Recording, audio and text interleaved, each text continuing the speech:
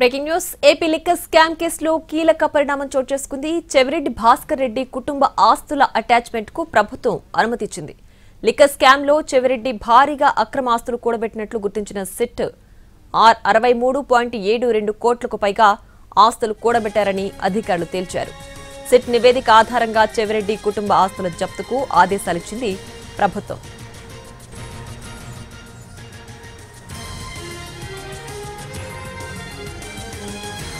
ఇక liquor scam కేసులో భారీ పరిణామం చోటు చేసుకుంది. దీనికి సంబంధించి పూర్తి డీటెయిల్స్ మా ప్రతినిధి ప్రసన్న లైవ్ లో అందించడానికి సిద్ధంగా ఉన్నారు. ప్రసన్న చెప్పండి, చెవిరెడ్డి భాస్కర్ రెడ్డి కుటుంబ ఆస్తులు జప్తుకు ప్రభుత్వం అనుమతిచ్చింది కదా, ఏంటి ప్రెసెంట్ పూర్తి డీటెయిల్స్? ప్రియా, ఇది లిక్కర్ అంశానికి సంబంధించి ప్రస్తుతం జరుగుతున్న విచారణ, లిక్కర్ స్కామ్ అని ప్రభుత్వం చెప్తున్న వ్యవహారానికి సంబంధించి ఒక కీలక పరిణామంగా ప్రస్తుతం మనం చూడొచ్చు. ఇందులో ప్రధాన నిందితుడిగా ఉన్న చెవిరెడ్డి భాస్కర్ రెడ్డి కుటుంబానికి సంబంధించి, అంటే చెవిరెడ్డి మోహిత్ రెడ్డి, అదేవిధంగా కొన్ని ప్రాజెక్ట్స్ కు సంబంధించి చెవిరెడ్డి లక్ష్మీకాంతమ్మ, వీటికి సంబంధించిన ఆస్తులను అటాచ్ చేస్తూ అనుమతిస్తూ కొద్దిసేపటి క్రితమే ఉత్తర్వులు జారీ చేయడం జరిగింది. ప్రధానంగా 63 కోట్ల రూపాయల ఆస్తులు వీరికి ఉన్నాయి. వీటికి సంబంధించి లెక్కలు చూపించడం అంటే 8 కోట్లకు తగ్గించి చూపించారు. మిగిలిన 54 కోట్లకు సంబంధించి బ్లాక్ మనీగానే ఇది ఉంది. దీనికి సంబంధించి సరైన లెక్కలు చూపించలేదని సిట్ తేల్చింది. దాంతోపాటు మద్యం కుంభకోణంలో జరిగిన అక్రమాలకు సంబంధించి చెవిరెడ్డి భాస్కర్ రెడ్డి అక్రమాలు చేయడమే కాకుండా చాలా సొమ్మును ఇది అడ్డం పెట్టుకుని కూడబెట్టారన్న విషయాన్ని కూడా సిట్ ప్రధానంగా ఇందులో ధృవీకరించిన పరిస్థితి అయితే ప్రస్తుతం మనకి కనిపిస్తుంది.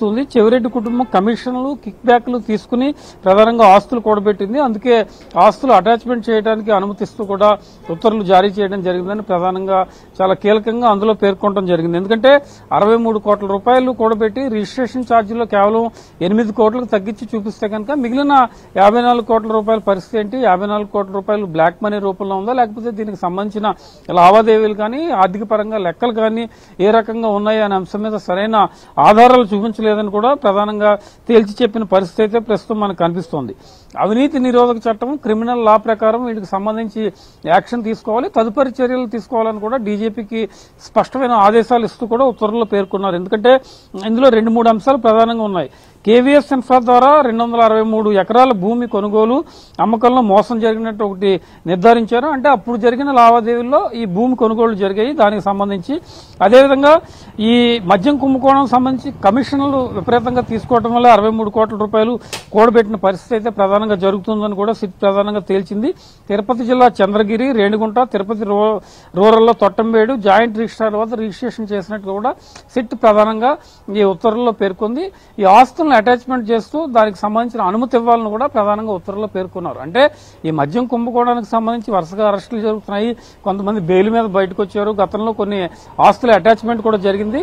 ఇప్పుడు ప్రధానంగా ఇందులో కీలక నిందితుడిగా ఉన్న చెవిరెడ్డి భాస్కర్ రెడ్డి ఆస్తుల అటాచ్మెంట్ కు అనుమతి ఇవ్వడం వల్ల చెవిరెడ్డి మోహిత్ రెడ్డి, చెవిరెడ్డి హర్షిత్ రెడ్డి, చెవిరెడ్డి లక్ష్మీకాంతమ్మ కుటుంబానికి సంబంధించిన ఆస్తులు ఓవరాల్ గా ఈ అటాచ్మెంట్ కు సంబంధించి కూడా ప్రధానంగా ఈ జీవోలో చాలా స్పష్టంగా పేర్కొన్నారు. కాబట్టి డీజీపీ తదుపరి చర్యలు ఏ రకంగా ఉండబోతున్నాయి, ఆస్తుల అటాచ్మెంట్ కు సంబంధించి ప్రభుత్వం ఏ రకంగా నిర్ణయం తీసుకుంటుందనేది మనం చూడాల్సి ఉంది. ప్రీతి, రైట్ ప్రసన్న, అయితే ఇప్పుడు ఈ ఆస్తుల అటాచ్మెంట్ కి ప్రభుత్వం అనుమతి కూడా ఇచ్చింది కదా, సో తర్వాత దీనికి సంబంధించి ఎలాంటి పరిణామం ఉండబోతోంది?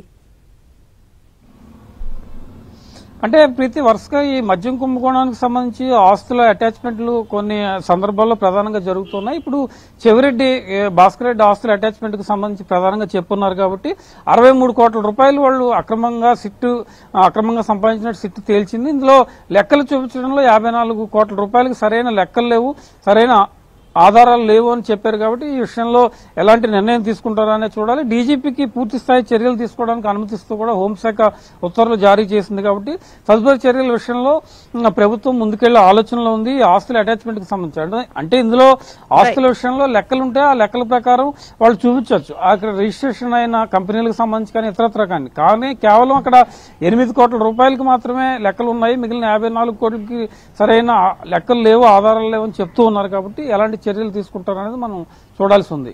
Right Prasanna, thanks for the updates.